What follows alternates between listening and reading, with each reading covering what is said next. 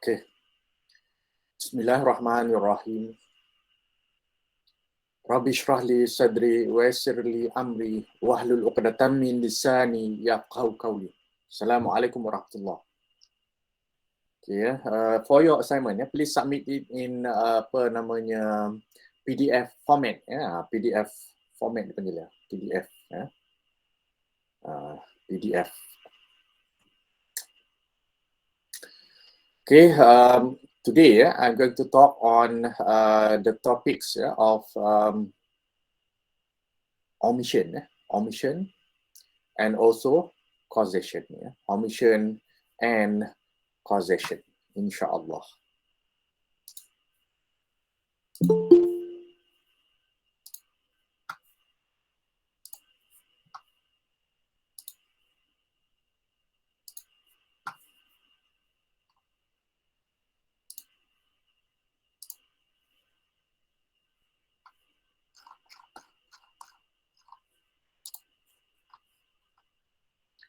Omission and causation.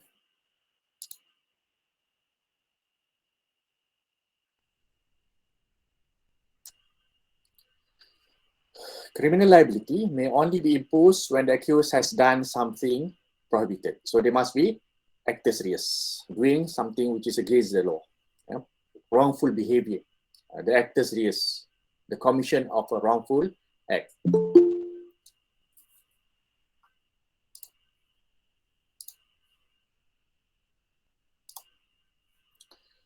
There must be the performance of an act, and to attach blame or liability, the act must bring about a conduct or lead to the cause of an event.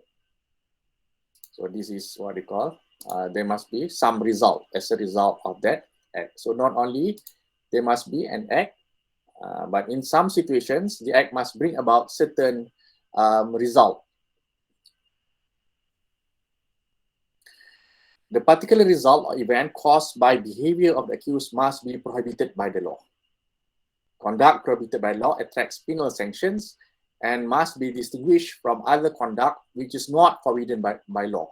Certain other conducts may not be prohibited by law, but it may be prohibited by religion. For example,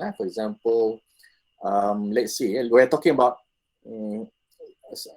civil law when we're talking about Sharia law. For example, let's say sexual intercourse or sexual relation between a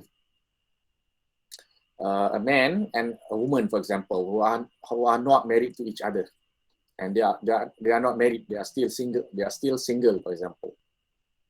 So under the law, it is not, under the civil law, it is not a crime. It is not a crime. However, it is against the rule of religion. So it is against the rule of religion. It is against what they call rules of morality. Rules of morality. A man who is not married to a woman should not be having sexual intercourse, for example.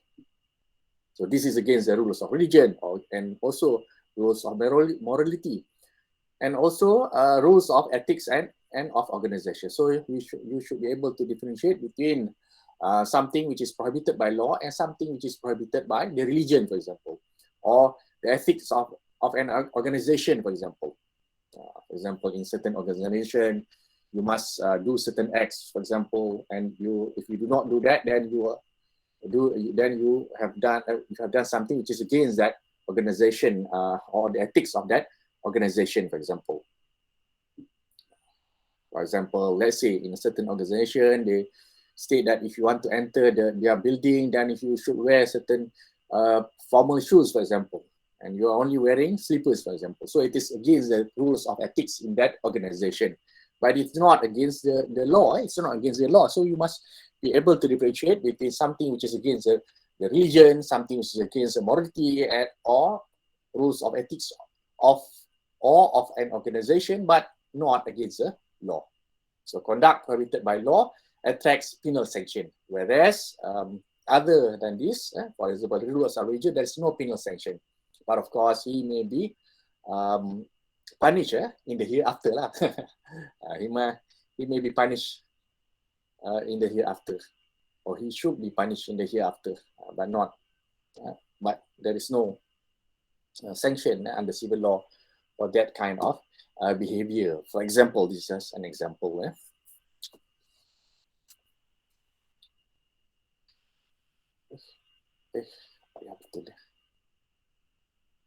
Okay. The resulting liability that flows from the act of the accused may be categorized into conduct crime.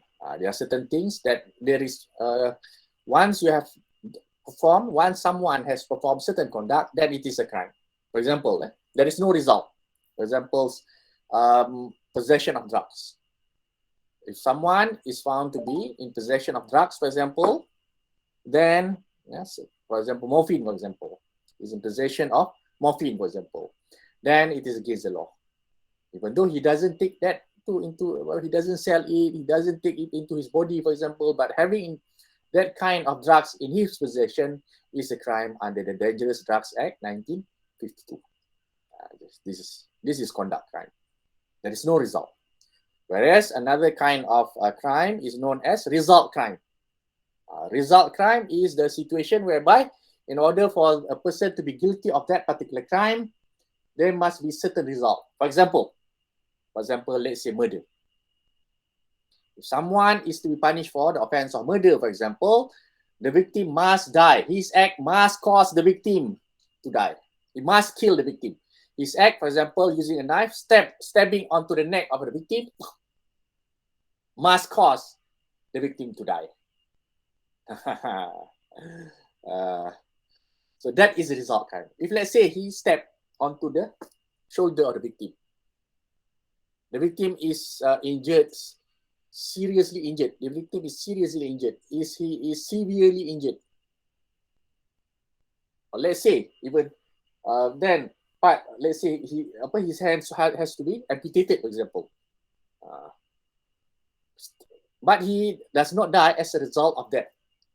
Therefore, in that particular situation, the accused may be guilty of causing, let's say, the offense of causing grievous hurt, but not murder. Why not? Why not murder? Even though he has the intention to kill, for example. At the moment of stabbing, his intention is to kill. But he may not be guilty of murder. He will never be guilty of murder. Why not?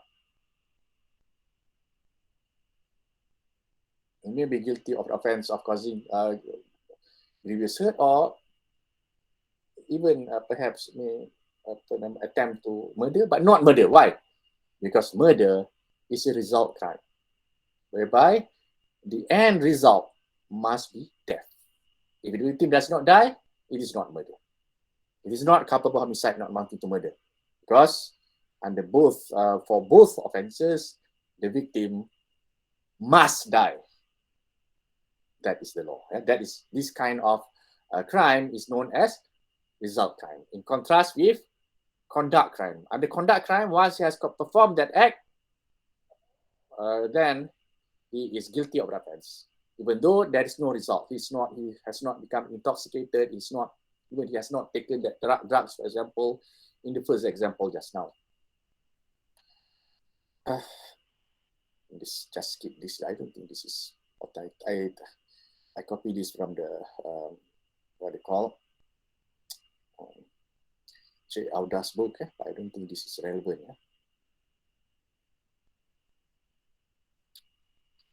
Now let's look at omission. I will delete those slides later on. Perhaps I don't think it's relevant for the purpose of our studies. So let's look omissions. Now let's look at omissions. What is omission? Omission is failure to do something. Failure to do something, or not doing anything. Failure to do something. The general rule is that criminal liability is attached to conduct comprising positive activities by the accused, but not his failure to act. The general rule, this is the general rule. Of course, there are exceptions to this. The general rule is that in order for a person to be guilty of a crime, he must do certain positive act. Example, what is the example of positive act? For example, let's say this is a knife.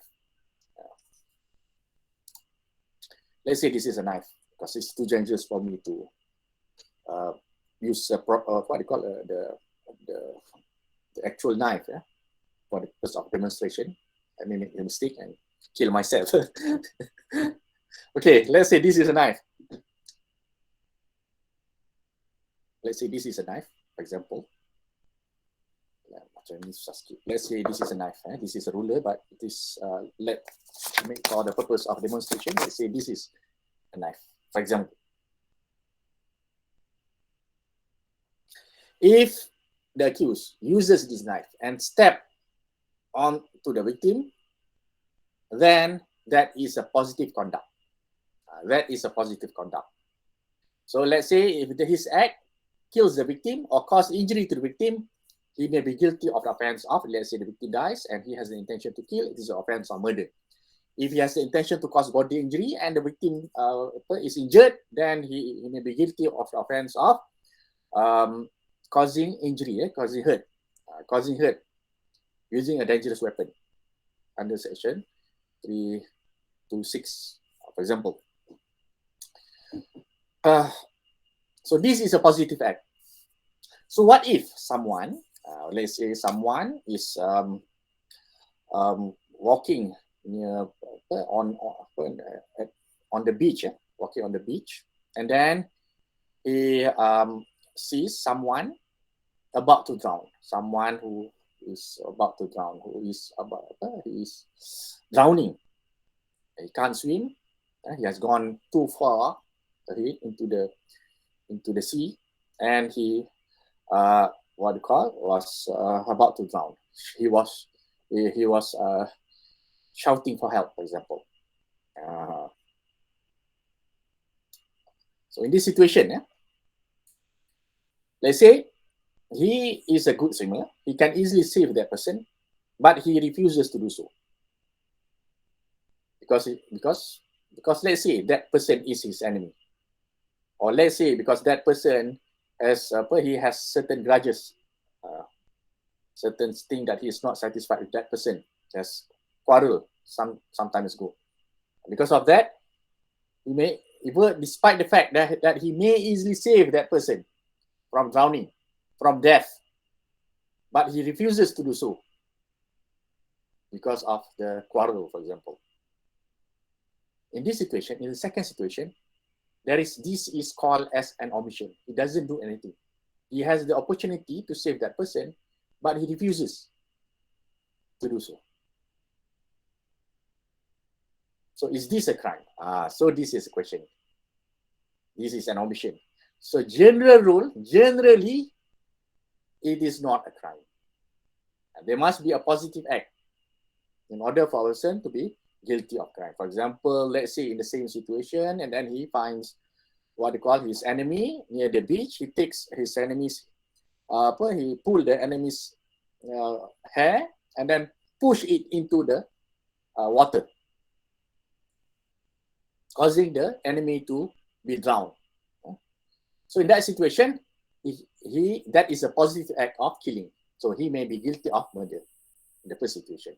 In the second situation, goes to the beach and he finds the victim or his enemy about to drown. He can easily save that person because he is a good swimmer. He has what they call even a certificate in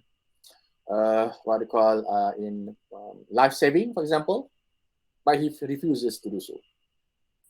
The second situation is not guilty of any crime. This is a general. Of course, there are exceptions to this. So generally, it is not a crime. However, there are special exceptions to this general rule. So the general rule is that there must be a positive act for a person to be guilty of a crime. Merely not doing anything, an omission, not doing anything, or we call that omission, failure to do anything, failure to save a person's life, generally is not a crime. However, there are special exceptions to this rule. Special exception meaning that there are situations whereby the omission, not doing anything, failure to do something, under the law may be considered as a crime. General rule, it is not a crime, but there are exceptions to this. There are situations whereby a person may be guilty of a crime for omission. by omission.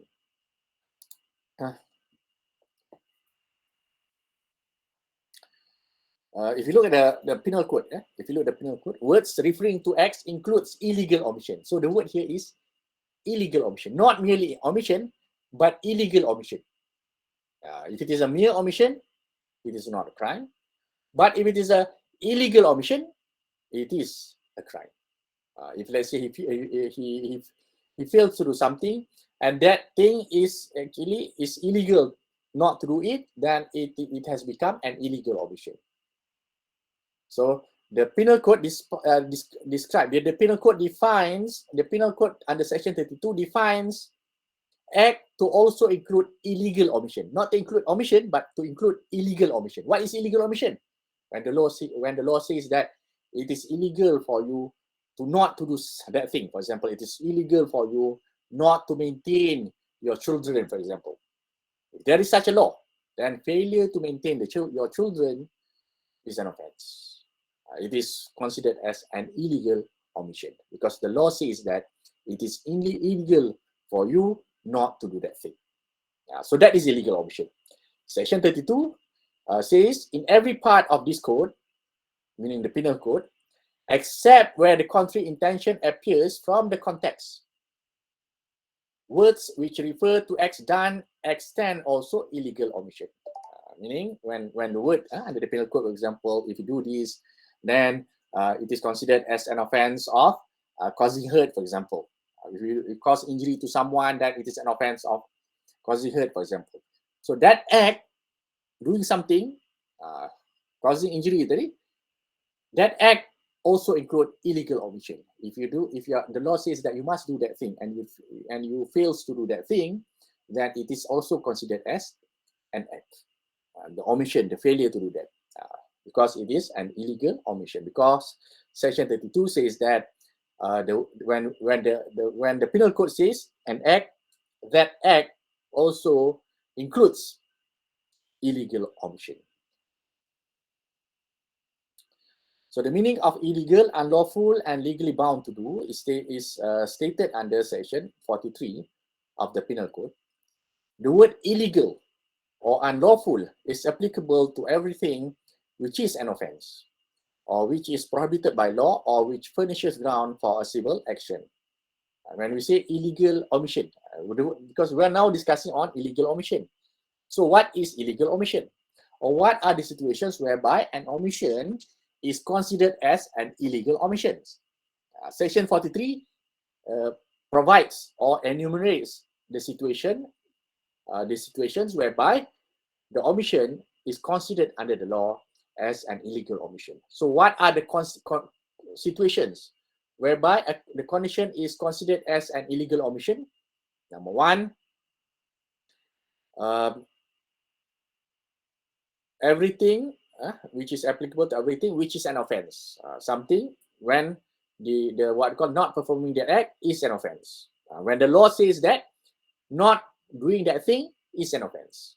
So that is the first situation. The first situation is that when the law specifically says that if you don't do that thing, that is an offense. We'll see later on. Yeah? The second situation, or which is prohibited by law. If that thing is prohibited, if not performing that thing is prohibited by law, then that is also an offense. And number three, which furnishes ground for a civil action.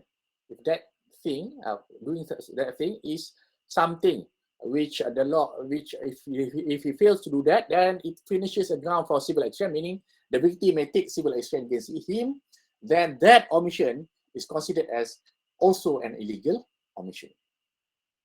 And in respect of the word illegal, a person is said to be legally bound to do whatever it is illegal in him to omit. So that is the meaning of what we call illegal. Yeah? And when we say illegal, a person is said to be legally bound to do whatever it is illegal in him to commit. If the law says that it's illegal in him, what we call not to do something, then he is bound under the law. He is bound to do that.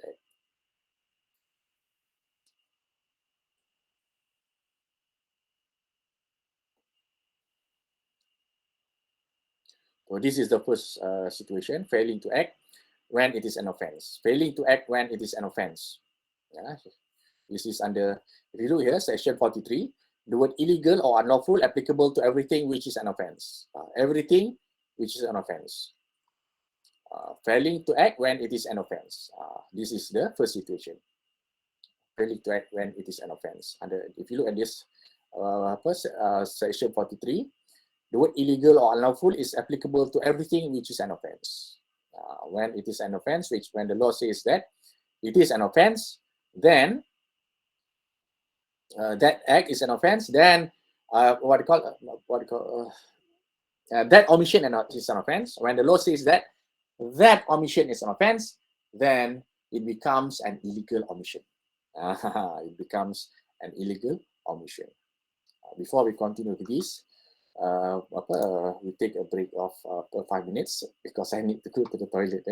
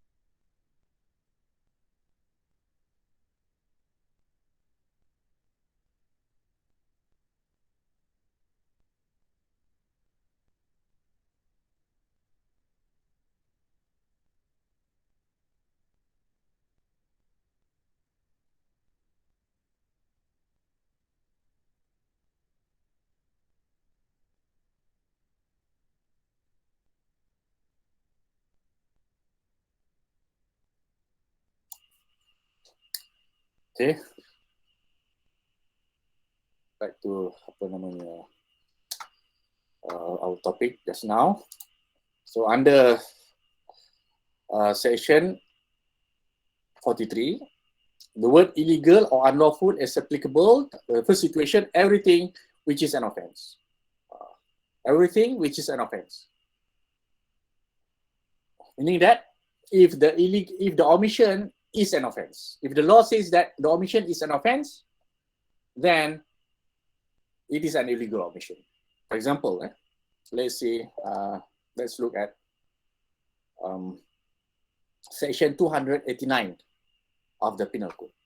Let's look at section 289 of the Penal Code.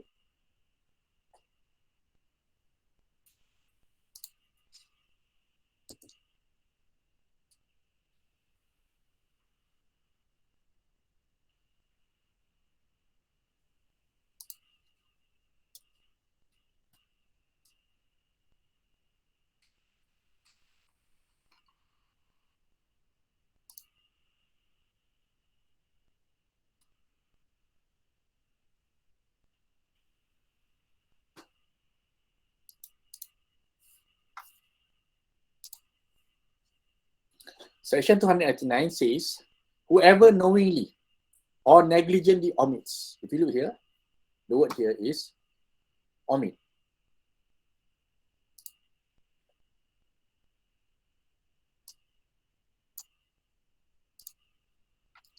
Whoever knowingly or negligently omits, failure to do something, omits to take such order with any animal in his possession as is sufficient to guard against any probable danger to human life or any probable danger of grievous hurt from such animal, shall be punished with imprisonment for a term which may extend to 6 months, or be fined which may extend to 2,000 ringgit, or with both. So look here, the law specifically says that if the offender omits, failure to do something, what is that something? He fails to take precaution for his animal in order to avoid his animal, his pet, from causing injury to someone. For example, let's say he keeps a dog as his pet, and he fails to take precaution. He just leaves that dog to wander around, and that dog is a very dangerous dog, and then he caused injury to someone. Even though he has done nothing, it is the dog that causes injury to that someone, that person, the victim. But the accused or the offender is still, he may be still be convicted for an offense under this provision, because this provision says that if he omits to do that, if he fails to take precaution, to take care of the animal, to avoid his pet from causing injury to someone, then he is guilty of an offense. So this provision specifically made it an offense for a person to omit to do something. So when the provision specifically says that the omission is an offense, that omission is known as an illegal omission. So this is one of the examples.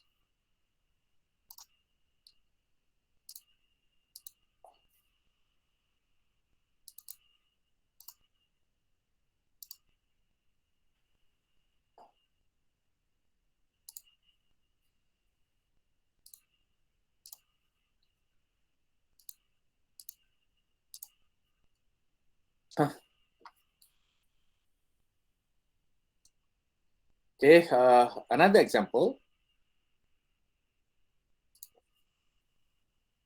Section 187, Section 187 of the Penal Code. Let's look at Section 187.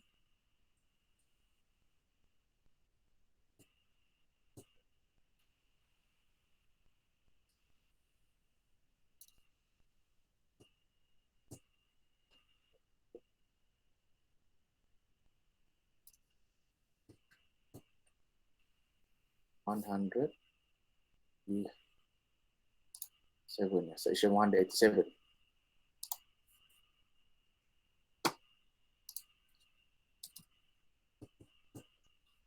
Section 187. Whoever being bound by law to render or furnishes assistance to any public servant in the execution of his public duty intentionally omits. If you look here, intentionally omits. Intentionally omits to give such assistance shall be punished with imprisonment for a term which may extend to 1 month. Or we fine which may extend to 400 ringgit. So the law says that the omission is an offense. So when the law says that the omission is an offense, then the omission is considered as an illegal omission. Another example is under section 119. 119, you can refer to the penal code. Section, I have already shown you 2 examples. You can also see under section 119, the other examples. Then the case showing that it is an offense, where the law says that it is an offense to omit to do certain thing, can be seen in the case of Lee Sai-yan against a public prosecutor. In that case, a site engineer on a building work site did nothing. He did nothing to prevent the deceased, the victim, from entering a board hole which needed cleaning. So he did nothing. He did not what you call ask the victim to enter into the hole. He did not push the victim into that hole. He did nothing. So this is an omission. He did nothing to prevent the deceased from entering a board hole which needed cleaning. So the deceased entered into the hole, and then there was insufficient oxygen. It was very dangerous to enter into that hole without proper basic apparatus, without proper wearing oxygen tank or something like that. But he still entered into that hole. The deceased, wearing no breathing apparatus, was lowered into the deep hole in a bucket, where he died from asphyxia. Asphyxia is lack of oxygen, due to insufficient oxygen. The accused was charged with facilitating a crime under Section 334, subsection 9 of the Factories Act 1973, which provided that no person shall enter or remain in, and no person shall require permit. If you look here, no person shall permit any other person to enter or remain in any confined space in which the proportion of oxygen in the air is liable to have been substantially reduced, unless either he is wearing a suitable breathing apparatus or the space has been and remains adequately ventilated, and a competent person has tested and certified it as containing an adequate supply of oxygen and safe for entry without breathing apparatus. So in this case, the site engineer failed to do that, failed to ensure that the victim wore proper breathing apparatus, or under B, he failed to make sure that there was proper ventilation in that hole. And then the victim entered into that hole and he died.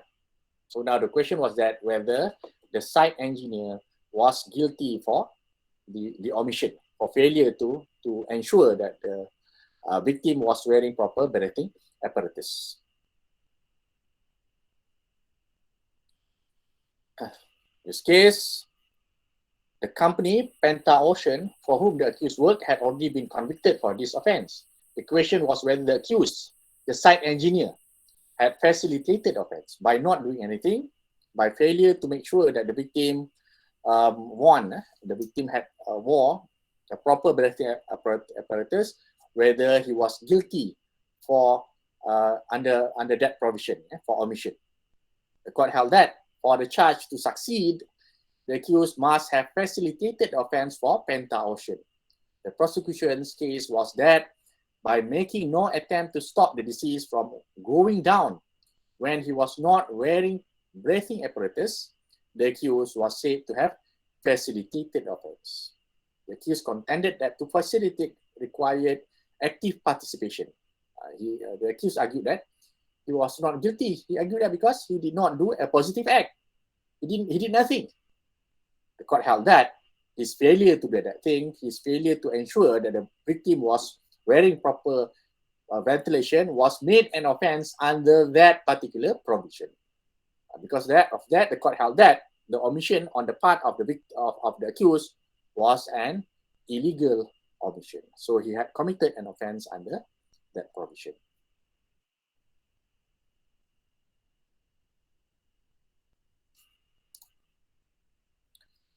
And then the second situation, failing to act when prohibited by law. If you look, when prohibited by law, this is under, if you look at the provision just now, okay, when the word illegal or unlawful is applicable to everything which is an offence, this is we have already discussed under section 289, kan? Section 187, section 119. So the law says that it is an offence. The second situation, which is prohibited by law. What is the difference between everything which is an offence and which is prohibited by law? Is it the same thing? Isn't it the same thing? No. Everything which is an offence, meaning it is, the law says that it is an offence. When it is said as an offence, meaning that there is a punishment in that provision. If you look at section 289, there is a punishment for the offence of allowing the dog, allowing the animal to not taking proper precaution in order to avoid his animal from attacking another human, from attacking a human being. So that is an offence. The law says that you will be punished for, if you don't do that, then you will be punished with 6 months imprisonment, for example. So this is an offence. Whereas prohibited by law, when the law says that you are not allowed to do that thing, or you must do certain thing. You must do that thing. You must do this thing. If you don't do this thing, then meaning that you are required to do that thing, or you are prohibited. You must not do that thing. Then you are prohibited from doing that thing. But there is no punishment under that provision. So it is not an offence.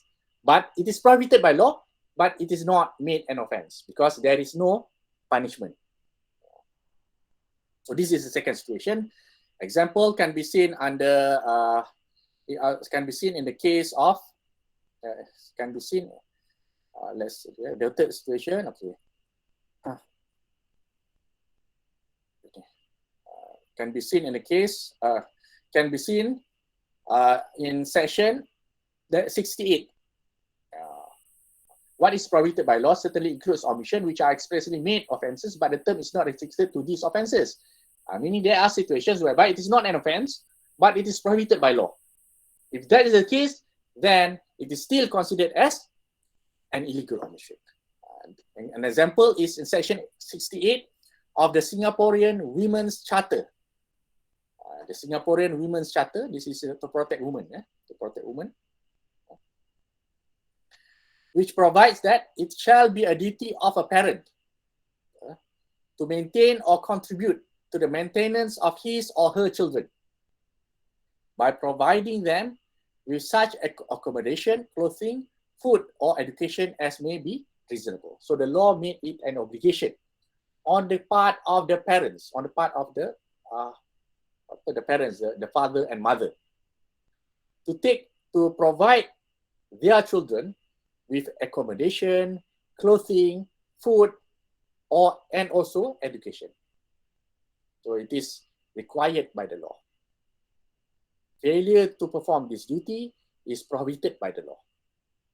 So in this situation, a failure by a parent, by the father or mother, to discharge his duty, for example, to provide food for the children, is prohibited by the law. But it is not in itself an offence because there is no punishment. And in the Singaporean Women's Charter, there is no punishment. If he fails to do that, there is no punishment. It is prohibited by law, but there is no punishment. And this kind of situation also considered as an illegal omission.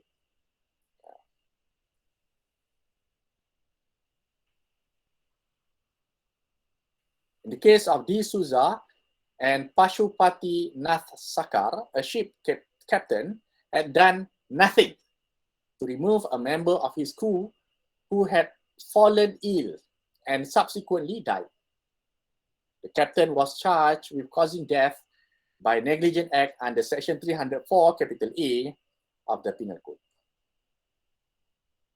The court held that the captain's failure constituted an illegal omission, since he had breached his statutory duty obligation under the relevant merchant shipping legislation. So, under the merchant shipping legislation, that statute provides that it is his duty to perform that act.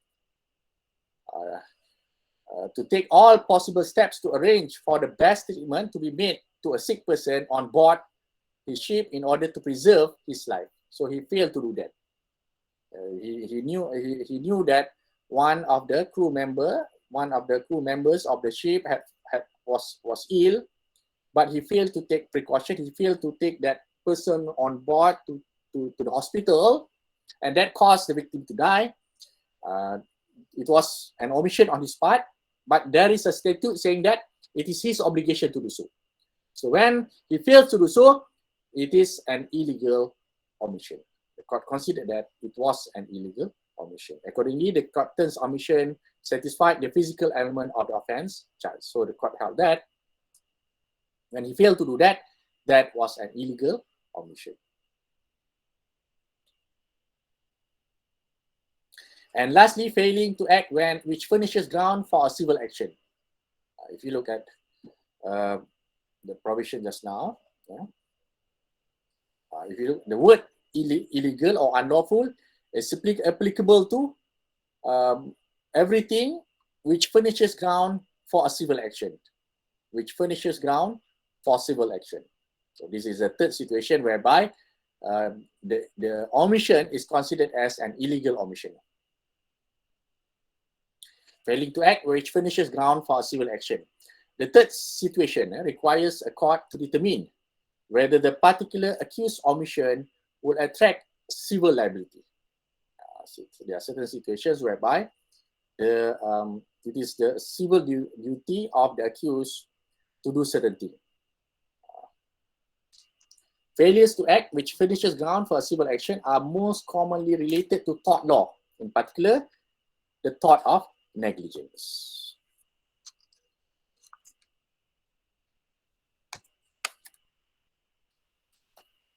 Similar to criminal law, tort law has a general rule imposing a legal duty of care in respect of positive activity which might harm others, and imposes such a duty of care for omission in exceptional situations. Such a duty may arise when there is a special relationship. Number 2, a duty is voluntarily assumed. Number 3, a duty arising from the creation of a dangerous situation. And number 4, a duty is assumed by contract. So let's look at the first one. There is a special relationship. So if there is a special relationship, then there is a civil duty. There is a civil duty on the part of the accused or the offender to perform that duty. If he fails to perform that duty, then that is also considered as an illegal omission, as defined under Section 43. So special relationship, the civil law imposes a legal duty to act where a special relationship exists between the defendant and the person injured by the defendant's omission. Example, the relationship between a parent and his young child. So that if the parent fails to feed the child and the child dies, the parent may be civilly liable. Since the parent's omission furnishes ground for civil action, the omission is illegal and can therefore form the basis of criminal liability. Duty voluntarily assumed, even if there is no special relationship. The first situation is special relationship between parents and children, for example. So if, let's say, he fails to do that, that is also considered as an illegal omission. Sometimes there are also situations whereby there are no special relationship between the parties. But he voluntarily, the offender voluntarily assume or takes that what do you call that responsibility. So a legal duty to act will be created if any person voluntarily assumes responsibility for a physical and mentally infirm adult who is incapable of looking after himself or herself. This can be seen in the case of R against Instant. In the case of R against Instant, there is no, it is not between parents and children, but this is between what you call a stranger. In this case, R against Instant, the accused leave, but he agreed to live with that stranger. In this case, the accused leave a 73-year-old aunt, the stranger. He agreed to live with that person. The victim was healthy until before her death. She developed gangrene in her leg. She became ill. At one point of time, she became ill. She could not walk. She could not move around. So she was bedridden. And because of that, she could not seek help. Because this is 1893, there was no such thing as handphone to seek help. So she could do nothing.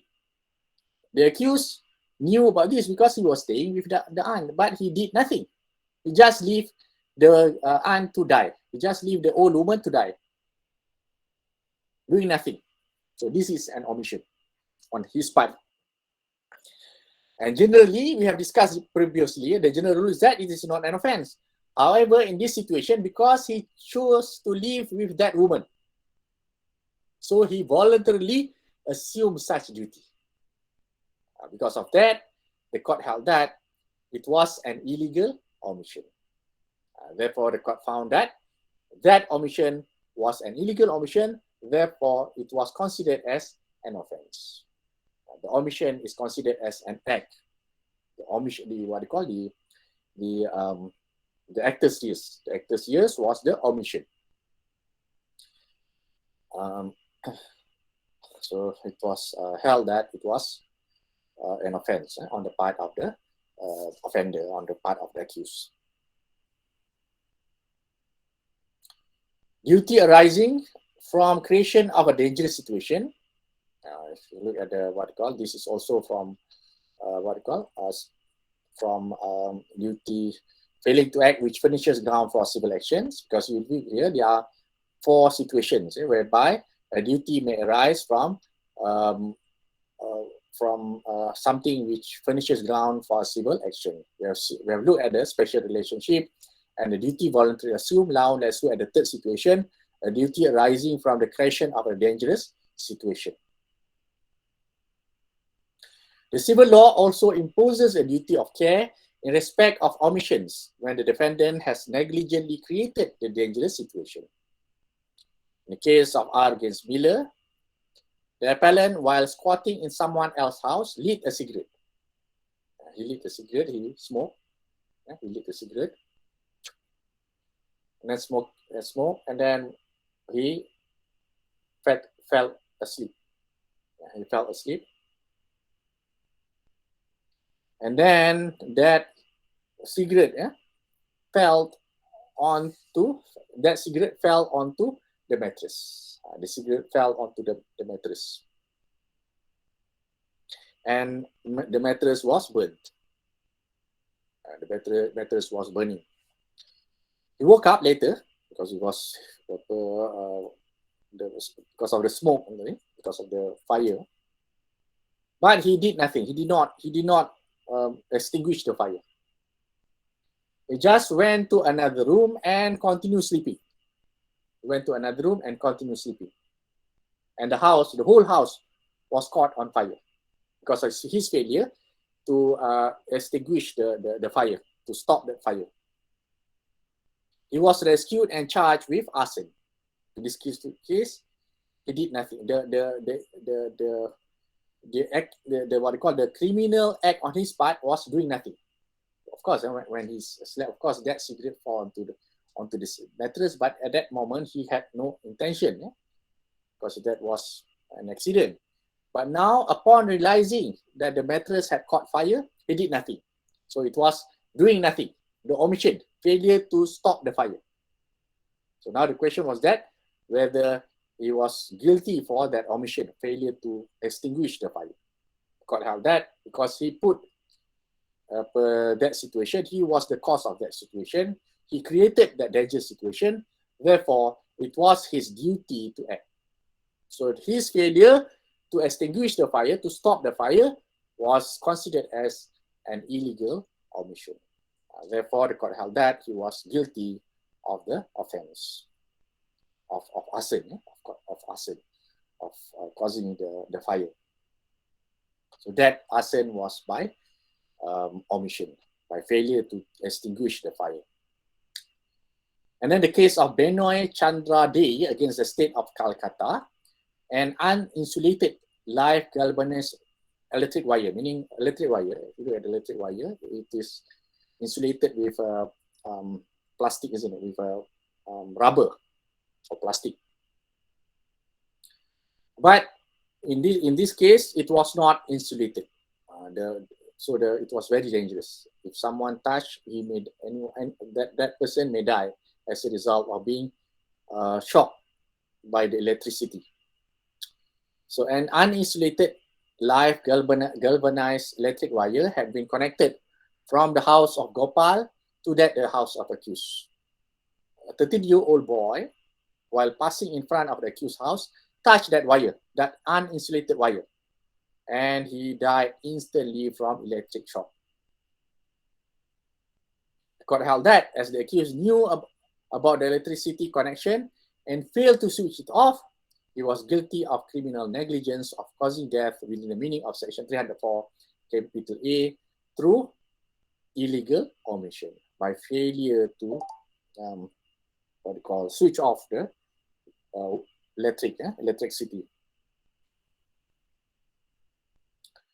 Duty assumed by contract, another situation, whereby the duty assumed by contract. Besides tort law, a failure to act may furnish ground for civil action based on contract law. For example, the case of R against Pitwood. In this case, the accused was a railway gatekeeper.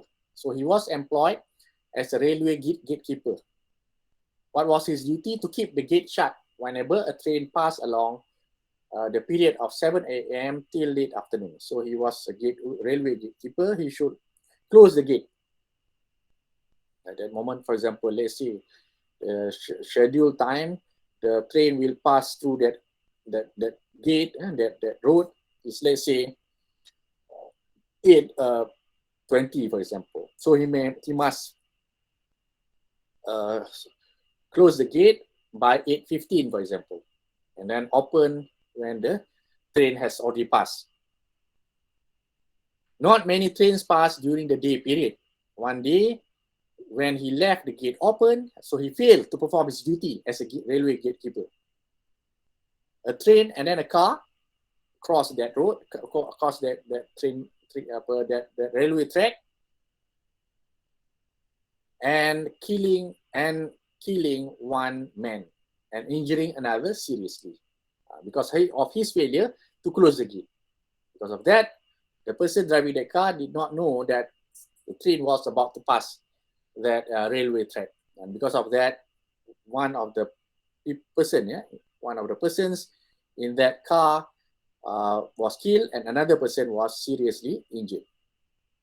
He was convicted of manslaughter. Manslaughter was the offense of similar to our culpable homicide not amounting to murder. He was convicted of manslaughter for failing to close the gate, which resulted in vehicle entering the crossing and being struck by the train. So the court held that his failure to close the gate was an illegal omission because it is his duty under the contract to close the gate. When he fails to do that, that is an illegal omission. Therefore, he was guilty for manslaughter, for causing the death of the victim by his failure, through his failure to close the gate. So I've already finished off with the topic of omission. Omission. So before I continue with the topic of causation, any question that you want to ask? So if not, let's continue with the topic of causation. Causation. Yeah? Many crimes require a proscribed harm or result to have been occasioned by the accused conduct. The law uses the concept of causation to determine whether the accused conduct was sufficiently connected with the proscribed harm to warrant holding him accountable for it. There must be a chain of cause and effect between the act and the forbidden conduct or result, where there is no evidence that the prohibited conduct or result was the consequence of an act or illegal omission, no offense or the offense of the end result, the offense of causing the end result was not or is not established. For example, this is causation is important to be determined in the case where it is a result crime. We have already discussed just now, there is a result crime and conduct crime. Under result crime, there is a result. For that criminal act, there is a result. For example, murder, for example. For the offense of murder, for the accused to be guilty for offense of murder, for example, what is the end result of murder is death. The accused must cause the death of the victim. If let's say he does something causing injury to the victim, and later on the victim dies, but the victim dies not because of that injury, not because of the act of the accused, but because of something intervened between them, then the accused may not be guilty for the offense of murder, for the offense of causing death of the victim. So this is the principle of causation. Under the principle of causation, the act of the accused, for example, killing the victim, stabbing the victim in order to kill the victim, must cause the end result, that is the death of the victim. If let's say it doesn't cause the end result, the death of the victim, the accused may not be guilty for the offense of murder. So this is the principle of causation. Yeah?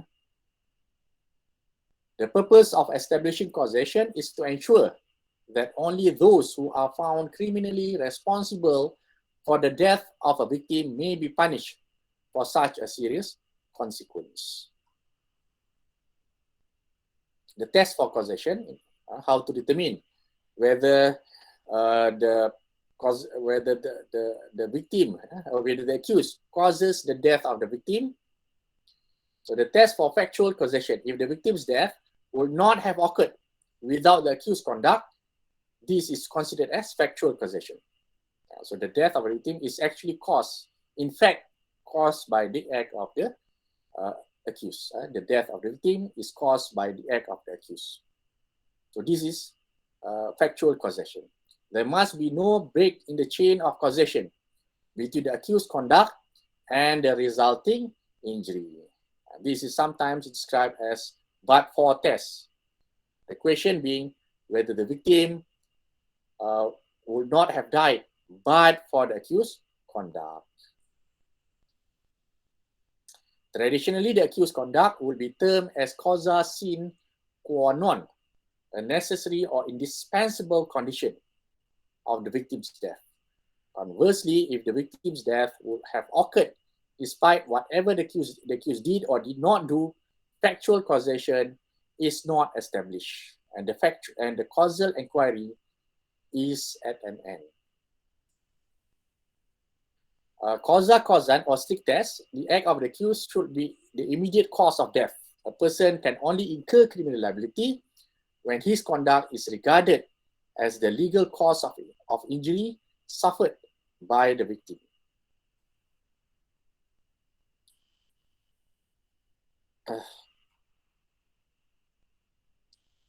In the case of Yohanan against the state of Kerala, if the death is connected with the act of violence without any intervention of any considerable change of circumstances, the death must be regarded as proximate and not too remote a consequence of the act of violence. So now we have already discussed that in order for a person to be guilty for the offense of murder, for example, he must cause the death of the victim. If, let's say, something else intervened in between his act, for example, let's say he uses a knife. Let's say this is a knife. He uses a knife and then stab onto the stomach of the victim. And the victim is seriously injured. And then he has to be brought to the hospital. He's brought to the hospital by an ambulance, for example. And then during that journey, the ambulance meets with an accident, and that caused a severe injury to the head of the victim, and the victim dies as a result of that serious injury to his head. So in this situation, the cause of the victim's death is not the stabbing, but because of the accident. So if that's the case, then the chain of causation has been broken, meaning the death of the victim is not caused by the act of the accused, but because of something else. So this is the principle of breaking the chain of causation, or novus actus interveniens.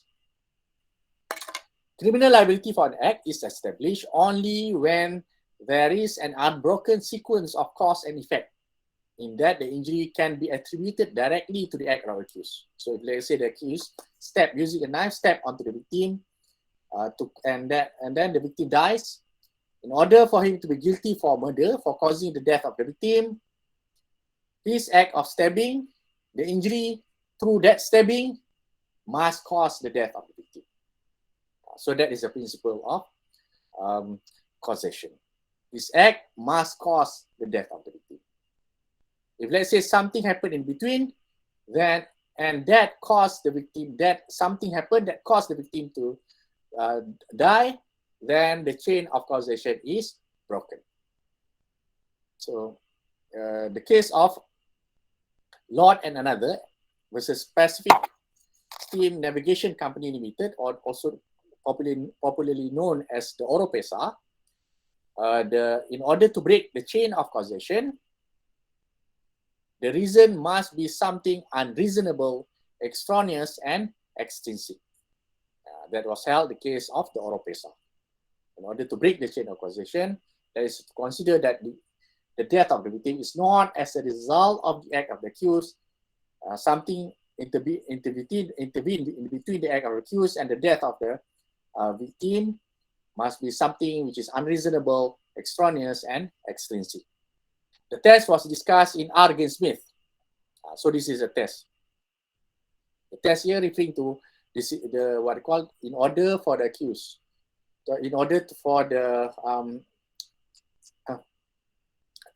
accused to be found guilty for causing the death of the victim through this causation,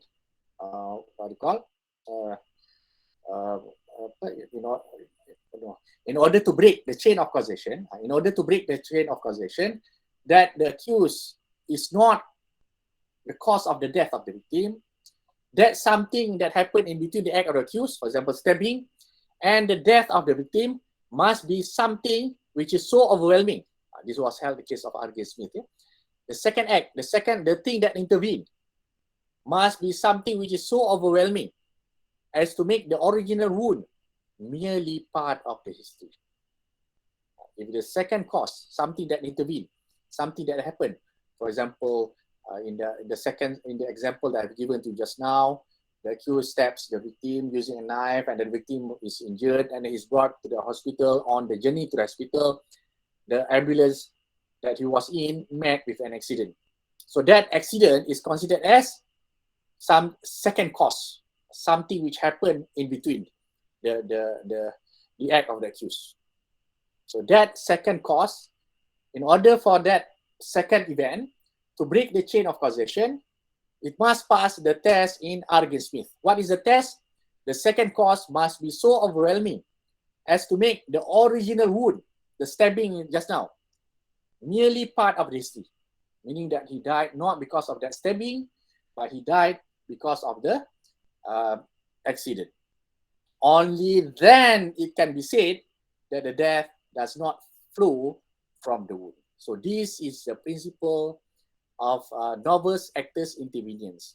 The situations before the chain of causation can be considered as broken only if the accused can show this situation, that the chain of causation has been broken by the second event. That is, the second event is so overwhelming as to make the original wound merely part of the history.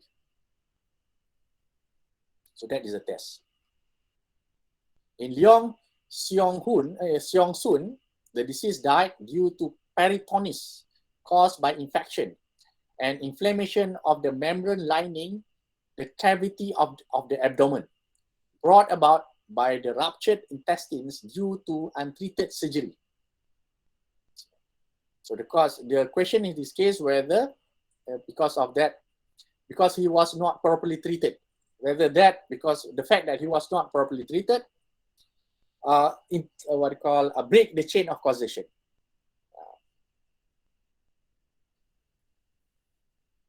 So the court dismissed the appeal on the reason that it was unable to say that the ruptured intestines was not the operating and substantial cause of death, or it can't be said that the failure to operate on the part of the deceased was the second cause, the intervening cause.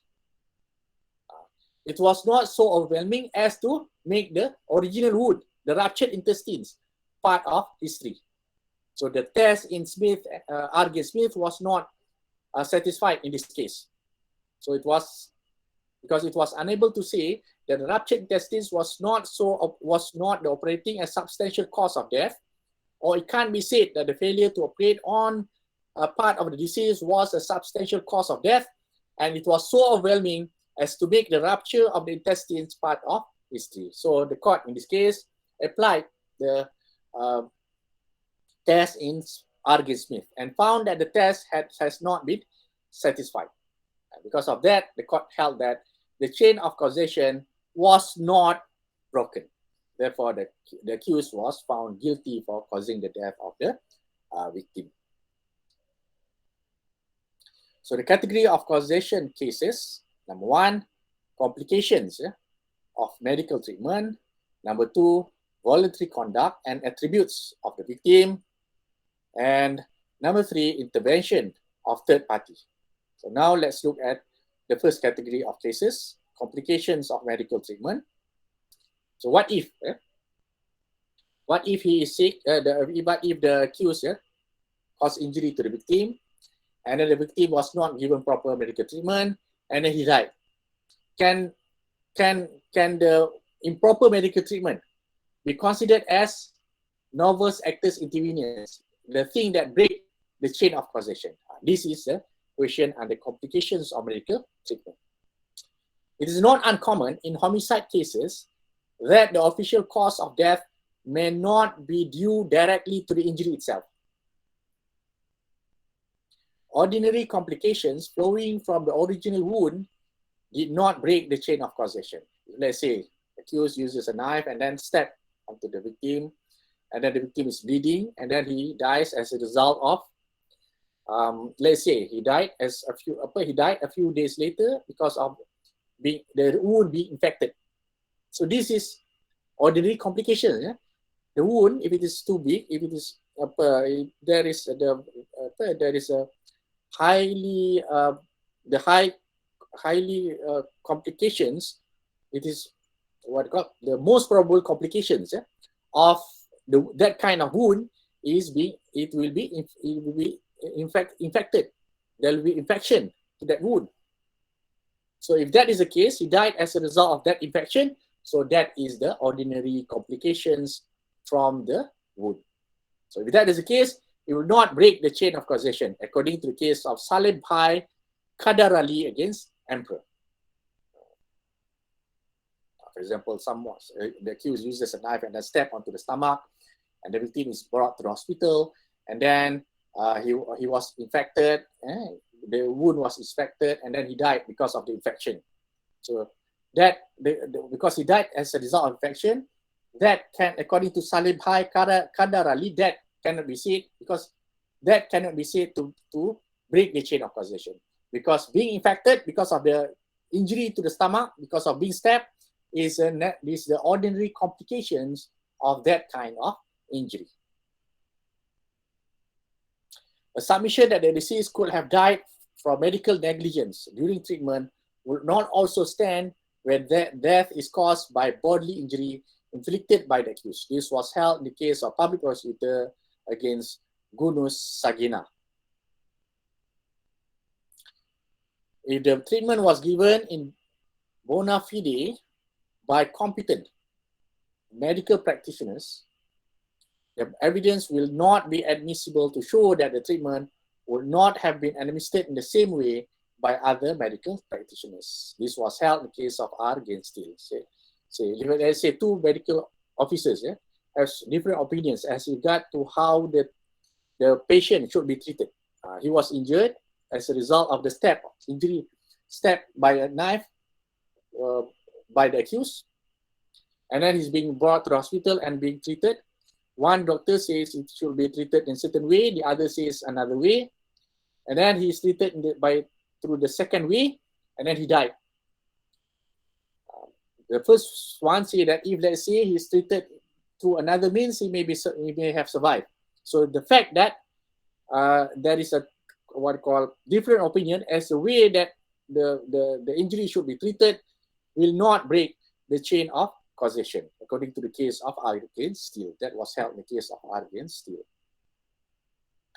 And explanation 2 of section 299 of the Penal Code. Explanation 2 furthermore says that when death is caused by bodily injury, the person who causes such bodily injury shall be deemed to have caused the death, although by resorting to proper remedies and skillful treatment, the death might have been prevented. This is very clear. Explanation 2 is very clear, saying that if someone is injured because of the is injured because of the act of the accused, and then he's not given proper medical treatment and he died, and let's say he may have survived if he's given proper medical treatment, that may not break the chain of causation. The accused may still be found guilty for causing the death of the victim, according to explanation 2 of section 299. It also includes inadequate medical treatment in circumstances where the deceased's life might have been saved. This can be seen in the case of Mocha against the state of Rajasthan. So in this case, it was held that the mere fact that if the expert treatment had been available and the emergency operation had been performed, there were chances of survival of the deceased was not accepted by the court as to break the chain of causation. The court held that that was not sufficient to break the chain of causation. He was guilty for causing the death of the victim. Similarly, in the case of PP against Aziz bin Makshah, a similar submission was advanced to negate the intention to cause death. It was that if the child had received medical attention in time, there would have been less certainty of death. Court rejected this contention. The fact that a long time had elapsed before the deceased dies from complications flowing from the original wound will not break the chain of causation. If let's say the victim did not die immediately, but he died after a few months. The fact that he died a few months after the accused caused the injury will not break the chain of causation. This can be seen in the case of Yohanan against the state of Kerala.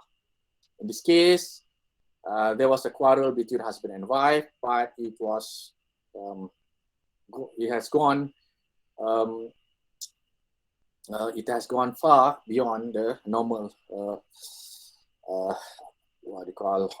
quarrel. In this case, the accused wife left him. He quarreled. The wife quarreled with her husband, and she could no longer stand the husband abusive act.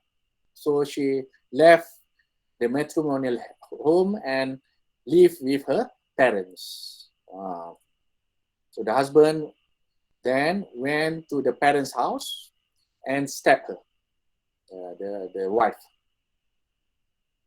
So she was seriously injured in the spine. And because of that injury, she suffered paralysis. She became paralyzed. She was not able to move the lower part of her body. She was not able to move her legs. She was not able to walk. And she was always in pain. And then only after 7 months in pain, she died. So now the question was that, because there was a long time, the act of the accused was stabbing the victim. Victim died only after 7 months. The question in this case was whether the lapse of time, the 7 months, break the chain of causation. The court held that no, the chain of causation was not broken. The accused was found guilty for causing the death of the victim, of the wife. There are, however, exceptions to this, but perhaps this case was decided wrongly because of the clear provision of explanation to section 299.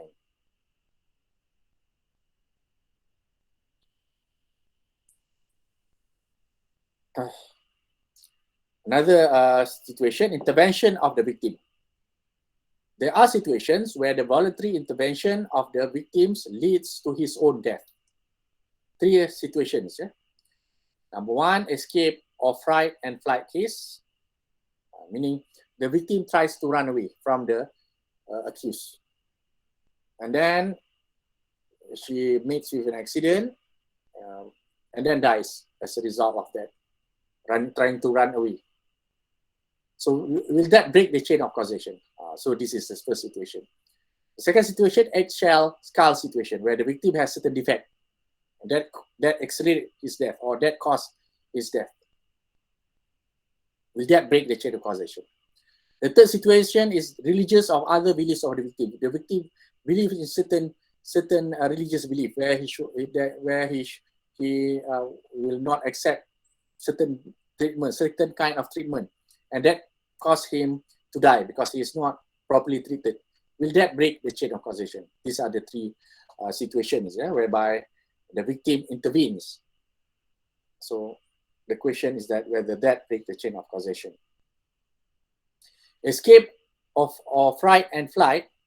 In escape or flight situations, the victim dies or is hurt from injuries not directly caused by the offender, but by the accused, by the victim herself or himself while trying to escape. In the case of R against Halliday, in this case, the appellant, whilst drunk, threatened his wife. So she was scared and she tried to run away through a window. She attempted to escape through a window and broke her leg in the fall.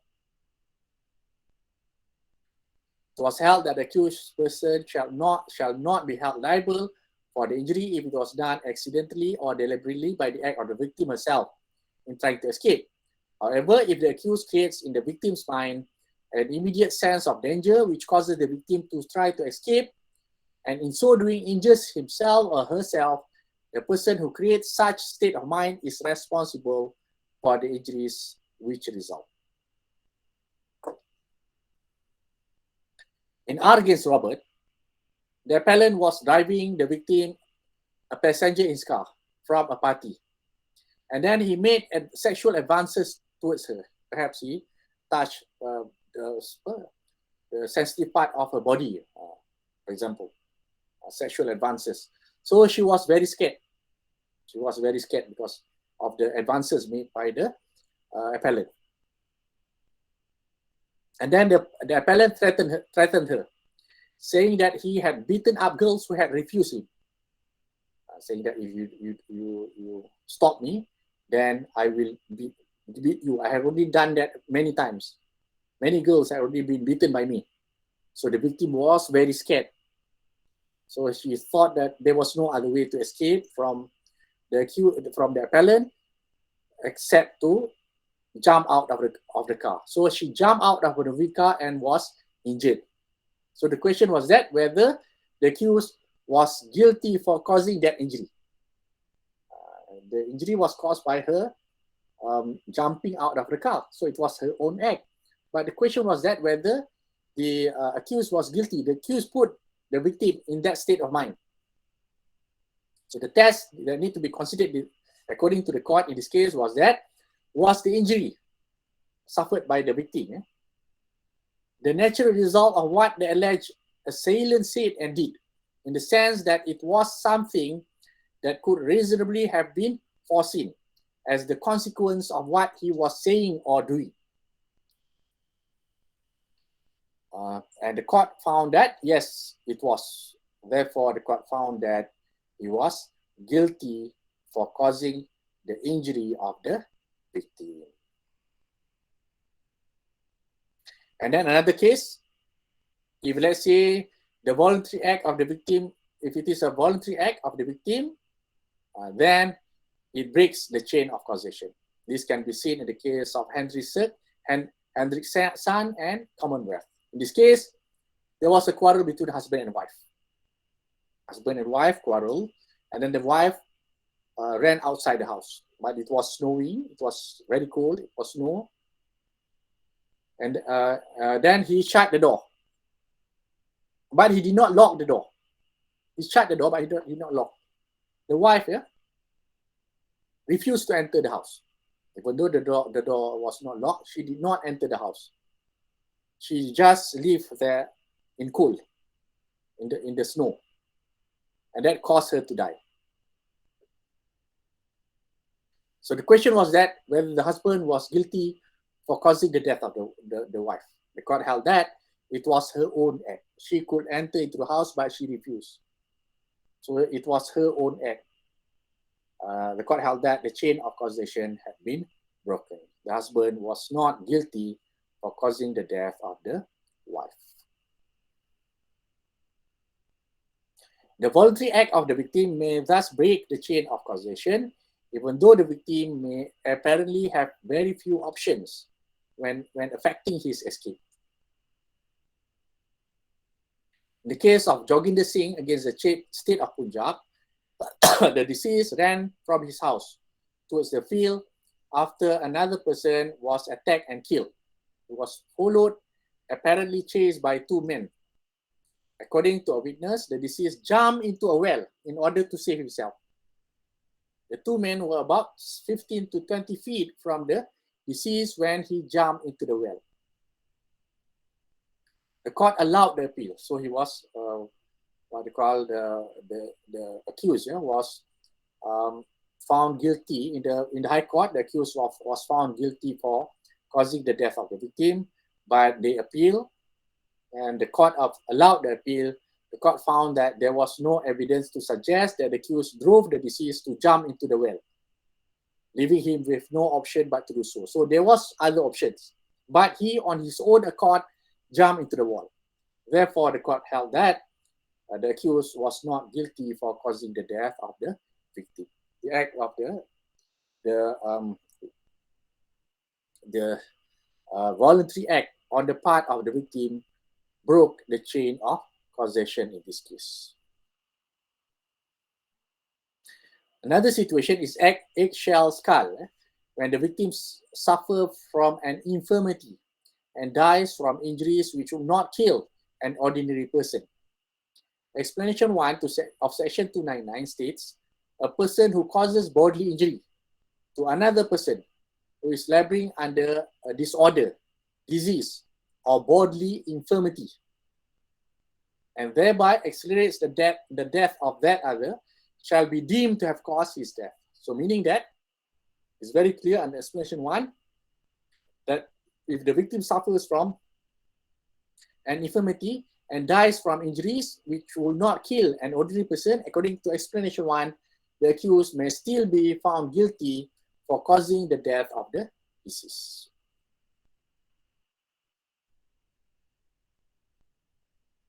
However, Indian courts' decisions show a different view, different from that provision, that explanation, whereby if an ordinary person would not have died, when the appropriate conviction should be under the offence of causing hurt or grievous hurt and not culpable homicide. However, in many Indian cases say it is more appropriate in that particular situation to convict the accused for the offence of causing hurt or grievous hurt instead of culpable homicide because he did not have the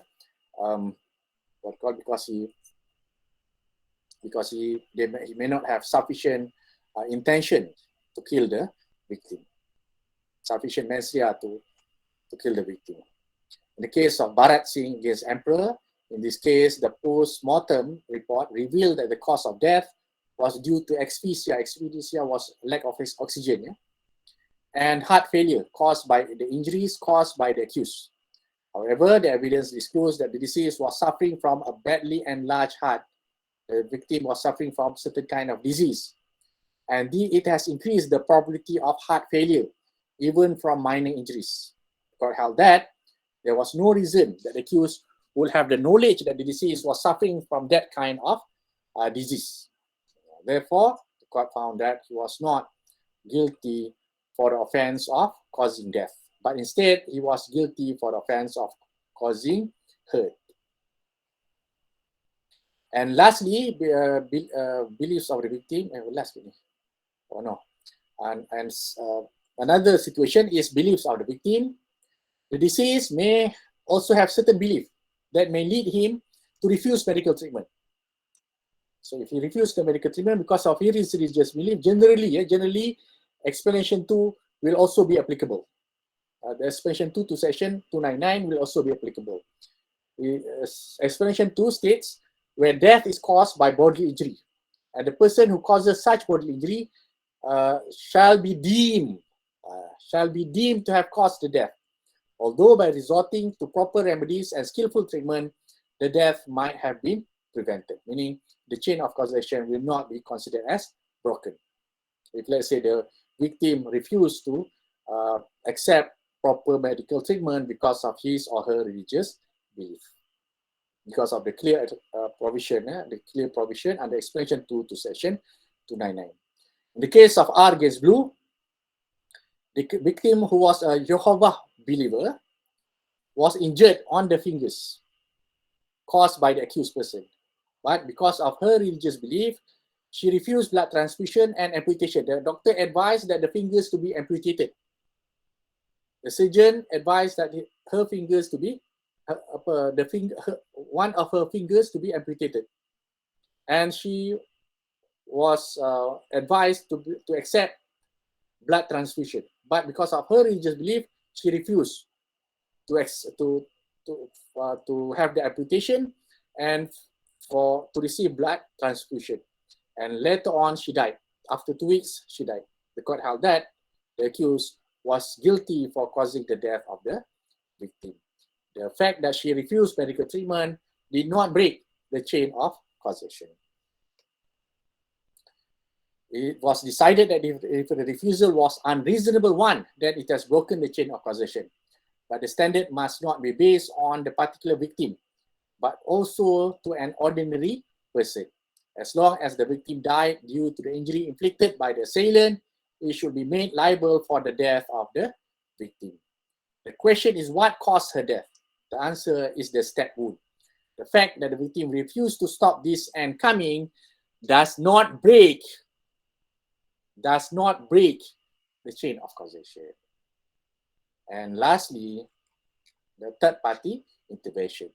This is where the harm to the victim results from an act of the third party. In the case of R against Paget, the police were attempting to arrest the appellant for serious offences. He fired at the police, and then he took hostage of the girl and used the girl as a hostage. And also used the girl as a shield to protect himself from the police bullets. And then the girl died in the crossfire. The court held that the chain of causation had not been broken. He was found guilty for causing the death of the girl. The court held that no act done in the execution of a legal duty operates as a novice actor's intervenience. Novice actor's intervenience, as we have already discussed just now, is what we call the breaking of the chain of causation. So the act done in the execution of legal duty will never be considered as to be able to break the chain of causation. So in this case, the appellant was convicted for the manslaughter of the girl. So that's all under the topic of causation and also omission. So do you have any question, anything that you want to ask?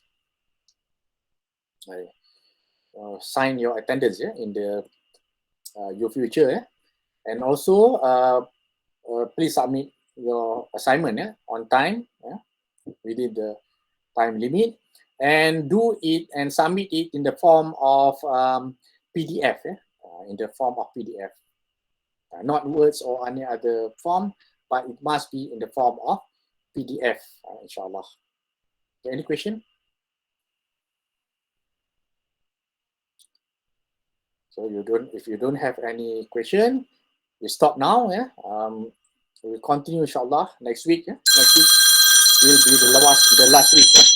Assalamualaikum warahmatullahi wabarakatuh. Thank you, Doctor. Thank you, Doctor. Thank you.